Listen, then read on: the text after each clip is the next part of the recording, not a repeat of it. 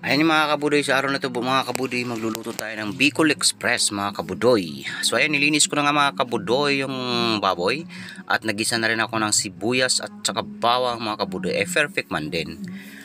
Ayan mga kabudoy, pinaano ko muna ginisa, pinabrown ko muna ng kaunti.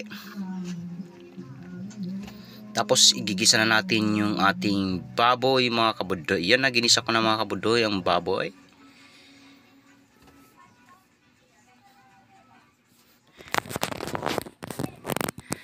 Iano lang natin, ang igigisa lang natin, ipapa-brown lang natin, igigisa natin siya ng sarili niyang mantika. So ayan, mayroong pang sabaw-sabaw siya, so papatuyuin lang natin yan mga kabudoy. Ay perfect man din. Yan, nilagyan ko na nga mga kabudoy ng paminta. So yan mga kabudoy, ipapatuyuin lang natin siya ng kaunti. Yung igigisa natin siya ng sarili niyang mantika, ipapa-brown natin mga kabudoy. Ayan, no? Hinalo-halo ko na nga mga kabudoy.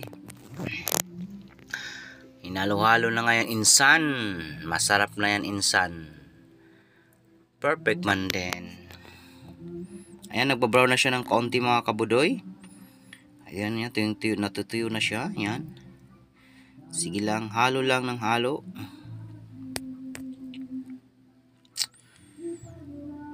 Ipapa-brown lang natin mga kabudoy. Ayan na, ilalagay na natin ang pangalawang gata mga kabudoy. Maglalagay na tayo dyan ng pangalawang gata. So ayan mga kabudoy, tuyo na siya at medyo brown na siya. Ayun, no? Maglalagay na ako dyan ng pangalawang gata.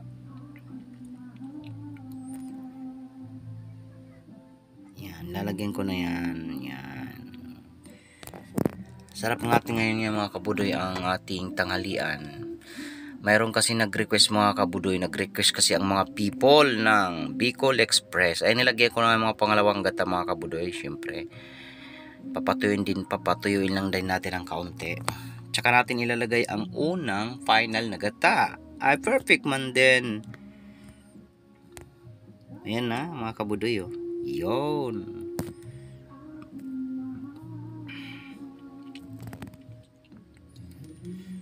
Ayan mga kabudoy, medyo tuyong-tuyo na siya ng kaunti. Yan. So maglalagay na rin tayo dyan ng final na nagata, yung unang gata. Yan.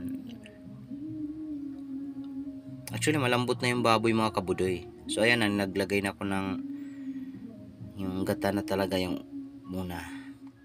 Yan.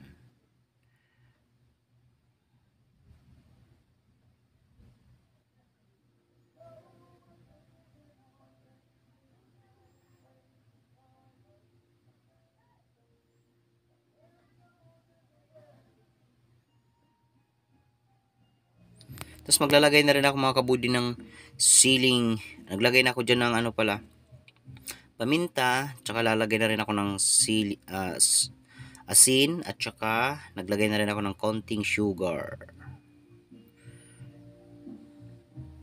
Tapos maglalagay na rin ako mga kabudi ng siling green.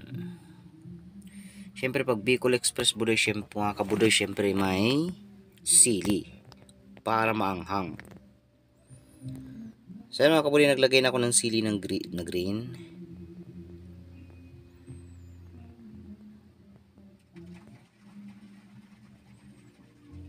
Tapos mag-a-add ulit tayo ng siling pula.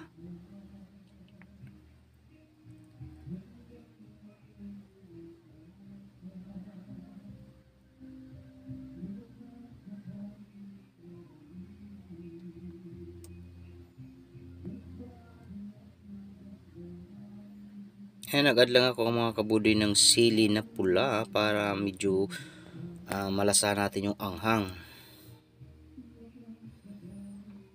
Nasa inyo naman yung mga kabudoy kung gusto nyo pang maanghang na maanghang. Sa akin kasi may kakain kasi mga bata, kaya hindi ko inanghangan. Yun. Ay perfect man din.